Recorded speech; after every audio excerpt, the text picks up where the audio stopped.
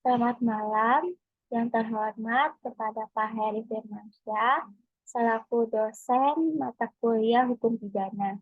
Saya Teresia Angela Sutio dengan NIM 205220056. Saya hari ini akan mempresentasikan sebuah materi percobaan dan penyertaan sebagai nilai ujian akhir semester.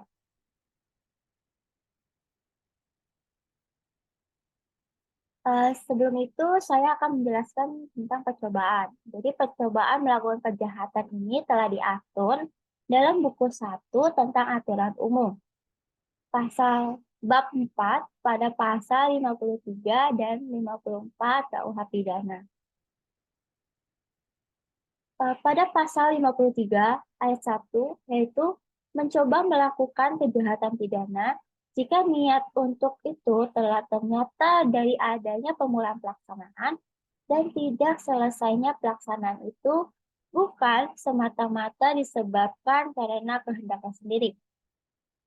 Yang kedua, maksimum pidana pokok terhadap kejahatan dalam percobaan akan dikurangi sepertiganya. Yang ketiga, jika kejahatan diancam dengan pidana mati atau pidana penjara seumur hidup, akan dijatuhkan pidana penjara paling lama 15 tahun. Yang keempat, pidana tambahan bagi percobaan sama dengan kejahatan selesai. Jadi percobaan itu apa sih? Jadi percobaan itu adalah pelaksanaan untuk melakukan suatu kejahatan yang telah dimulai akan tetapi ternyata tidak selesai. Atau suatu kehendak untuk melakukan suatu kejahatan tertentu yang telah diwujudkan di dalam suatu permulaan atau pelaksanaan. Jadi, apa aja sih syarat yang harus dipenuhi agar seorang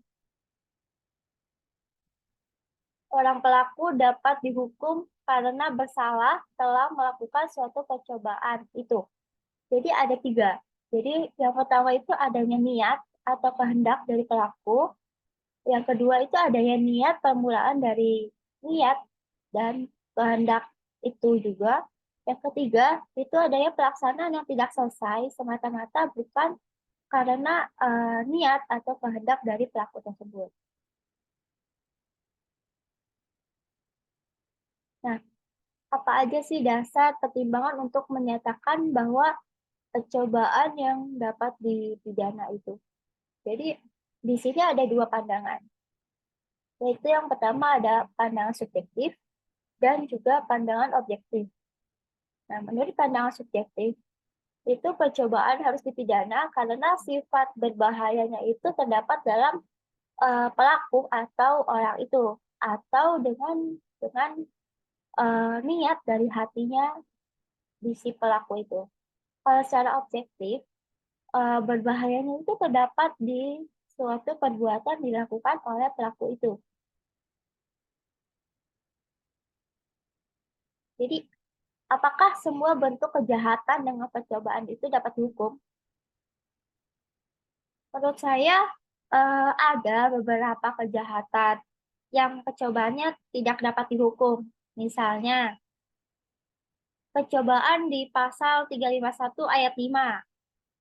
Terus percobaan penganiayaan binatang pada pasal 302 ayat 3. Dan percobaan perang tanding yang diatur pada pasal 184 ayat 5.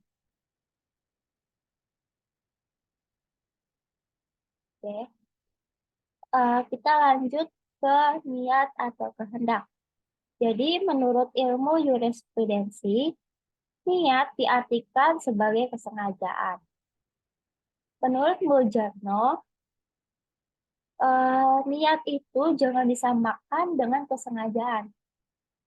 Tapi niat A itu bisa berubah menjadi perbuatan yang akan dilakukan. Yang kedua, apabila hal tersebut belum dilakukan menjadi kejahatan, maka niat masih merupakan sikap batin yang memberi arah kepada perbuatan. Maka dari itu, niat akan berubah menjadi sengaja apabila adanya suatu perbuatan yang dilakukan. Lanjut ke permulaan pelaksanaan. Jadi niat seseorang ini akan diketahui jika si pelaku ini mengatakan kepada orang lain. Namun niat itu juga dapat diketahui dari tindakan atau perbuatan yang merupakan permulaan dari pelaksanaan niat yang berasal dari orang itu. Nah, apa aja sih syarat permulaan pelaksanaan? Jadi, di sini juga ada dua pandangan.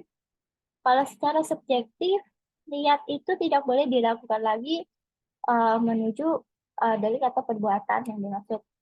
Atau niat itu tuh sudah terjadi di dalam suatu perbuatan pelaksanaan jika niat sejahat dari si pelaku ini telah pasti terlihat dalam perbuatan yang berbahayanya terhadap pelakunya.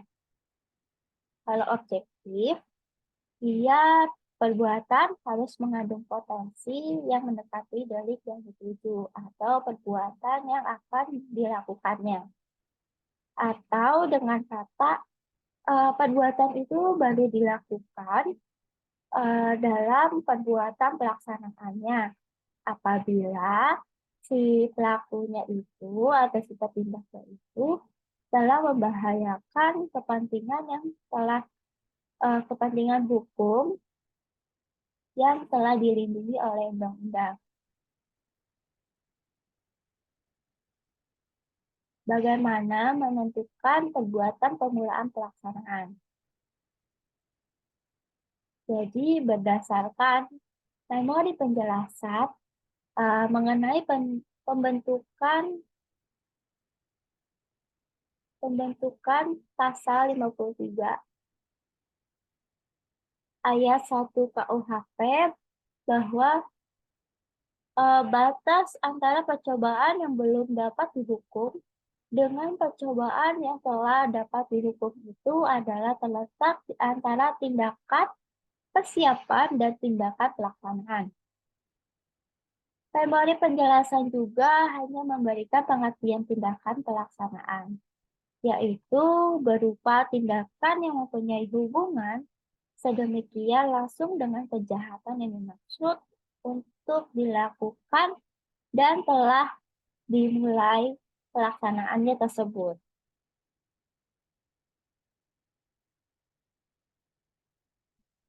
Saya lanjut ke materi yang kedua, yaitu ada penyertaan. Jadi penyertaan itu apa sih? Jadi penyertaan itu adalah suatu peristiwa tindakan pidana yang terdapat lebih dari satu orang. Sehingga dari hal tersebut harus dicari siapa sih tanggung jawaban yang atau peranan masing-masing dalam pelaku atau peserta dari peristiwa tersebut. Jadi apa sih maksud dari hubungan antar peserta dari tindakan pidana tersebut?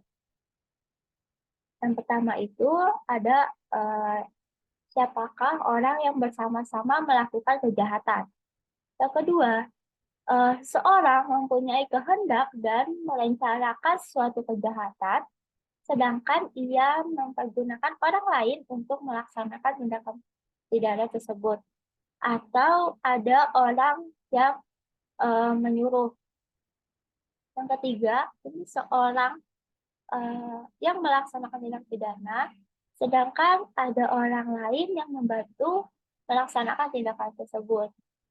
Jadi yang satu ini dia menyuruh orang yang satu untuk melakukan tindakan pidana.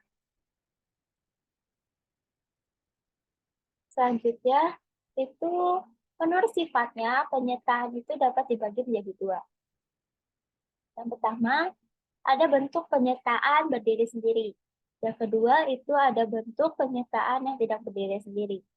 Apa sih penyertaan yang berdiri sendiri? Jadi, yang berdiri sendiri itu bagi mereka yang melakukan dan yang turut serta dalam melakukan tindakan pidana.